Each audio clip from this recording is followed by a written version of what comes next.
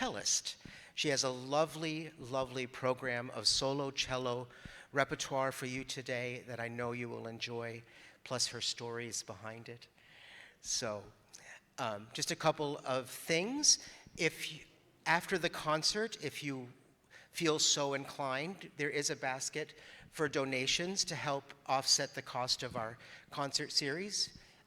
We certainly would appreciate anything you could give toward that. And also, in services today, we celebrated our graduates with cookies, and there are cookies. So please help yourself on the way out, if you would like that. So, without further ado, please sit back and relax, and welcome Dr. Lori Honer, cello.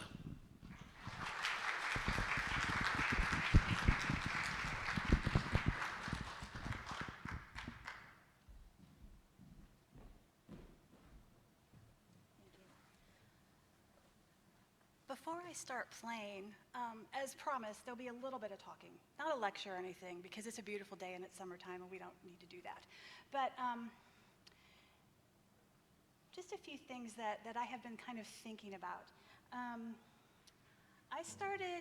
been playing Bach since I was about 13 years old, the Bach cello suites. But this particular go-around of studying the suites happened during the lockdown. And like all of my fellow musicians, all of a sudden, we couldn't perform for people. And we couldn't perform with each other, we couldn't perform for other people, and we were very sad. And I found solace in playing Bach, because I could play it at home. And what often went through my mind as I was playing this beautiful music, years ago, I had seen an episode of Cosmos with Carl Sagan. Does anybody else know this show? Okay.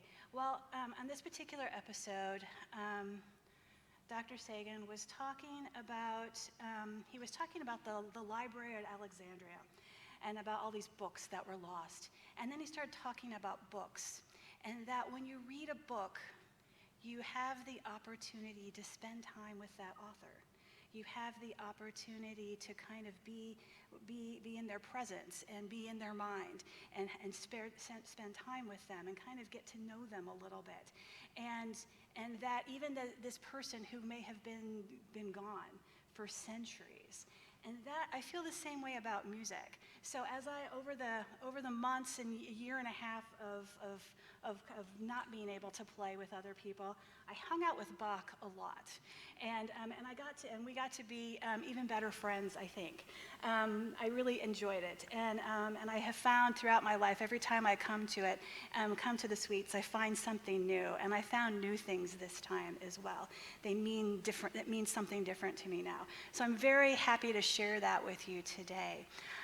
When Dr. DeForest asked me to play this recital, like last August, he asked me if I would be interested.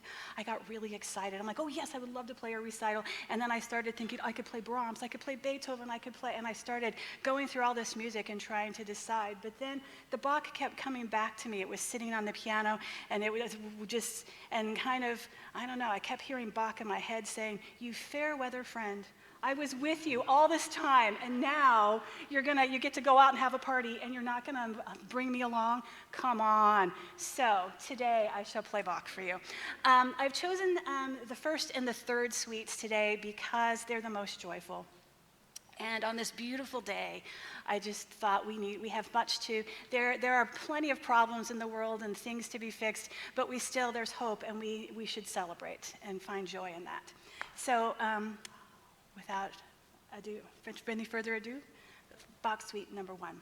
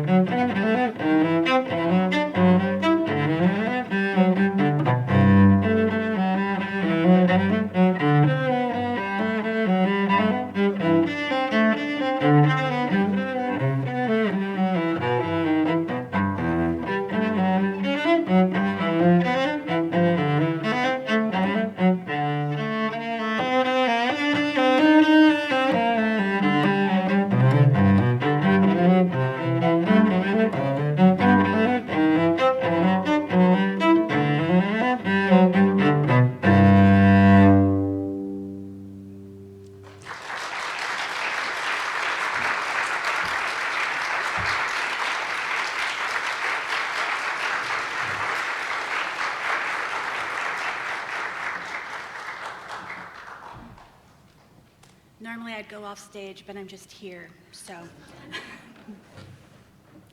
right, so the next piece I'm going to play is an arrangement made by Pablo Casals. And I included it because the Bach cello suites were, well, the original manuscript was lost. And so what cellists play now, and violists too, because we share with violists, because we love viola players too. But what we play off the manuscript that we use was from Anna Magdalena, his wife, and then one of his colleagues and former students, Hans Kellner. And between the two, we've been able to kind of figure out that, okay, this is what it is. So. And Bach wrote these suites somewhere between 1720 and 1723. So we're kind of in a 300-year anniversary of these pieces now, which is really astounding that they're still so rich and so fresh and so beloved and performed all the time 300 years later. 300 years later, we're still trying to figure them out and still finding new things in them, which I find just remarkable. But for a period of time, in the 19th century, the music was kind of, it was performed some, but oftentimes it's like etudes. And Robert Schumann even did, from the first suite, did an accompaniment, wrote a piano accompaniment for the first suite, which upon his death, Clara, his wife, burned. Right, because that was just a really bad idea. They decided that was a bad idea, so they burned it.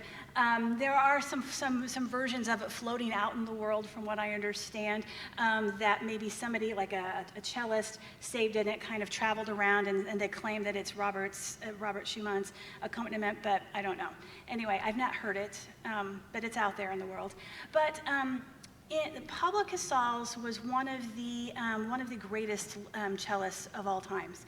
And in addition to being a great cellist, he was also a great humanitarian and a conductor and just a wonderful musician, just all around wonderful human being. And when he was about 13 years old, he was a child prodigy, and he was sent to, he came from a small village in the Catalonian region of Spain. And he was sent to, he was invited to come to the conservatory in Barcelona to study. So he was there studying, and he was young, like 12, 13 years old when he started studying there and at the conservatory. And to help his family, because his family, they were not wealthy people, and so to help his family, he would play at just various restaurants, venues around town to make a little extra money to send home to his family. So he was always looking for new music to play. And one day, actually it was the day that his father was visiting, and his mother stayed with him all the time, but his father was visiting, and it was the day that he got his very first full-size cello. And they had just gotten his cello, and he was so proud and so happy. And then they went to a music store, and they're looking through these old books, and in this stack of old music, he found a copy of the Bach cello suites. And he thought it was really interesting. And as I said, he was always looking for pieces to play, and so he started learning them, and he would play a movement here and there at these different venues that he played around the city. But it would be 12 years before he ever played a suite in its entirety, like as a whole concert piece, as I just did. And from that point on, he started including them. His career at that point is really taking off, and he's touring around the world, and he starts performing them all over the world, and it becomes kind of a thing and like an important part of the repertoire. And now you can't even get into music school if you're a cellist and you don't play at least a couple movements of a Bach cello suite for your audition. It's so much a part of our repertoire. And it's also a little bit like learning all 6 of them, or being able to perform all 6 of them, is kind of an Everest for us. It's a really huge thing. So this is just a little homage to Pablo Casals. Thank you for putting this music into our hands so that we can play it now. We're so lucky. And this piece is called Song of the Birds. It is a Catalonian kind. It's actually a Christmas song. I don't know the words, but from what I understand, the words are about the doves in the manger at Jesus' birth, singing, cooing the baby Jesus to sleep. And Casals started playing it. He arranged it and started playing it after during the Spanish Civil War, when Franco came to power, the people of Catalonia had to leave, they had to flee, they were refugees. And so at that time he was quite famous, and he used his notoriety and his fame to help these people. And so he gave lots of concerts, and that's when he started, and he himself lived in exile for the rest of his life. He died in like 1973. But he would play this piece. He ended every concert from that time on. Every concert he played, he would end it with this piece. And if you look on YouTube, there is a video of him playing. He was invited to the UN, like in the early 70s, just a couple years maybe before he passed. And he was invited to address the UN, and he came to speak about peace and about let's be kind to one another, let's have understanding between one another, and then he played this piece for them. So I would like to play it for you now.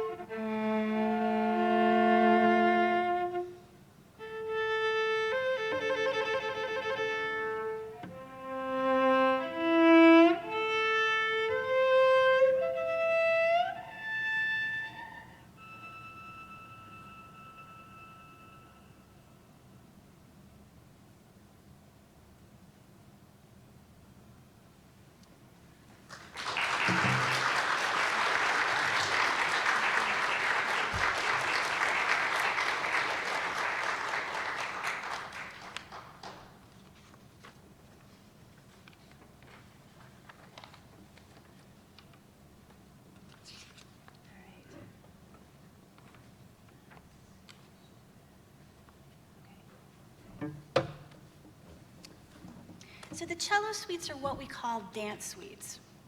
Not that I know that they, and I don't know that they were ever actually danced to. I kind of doubt it.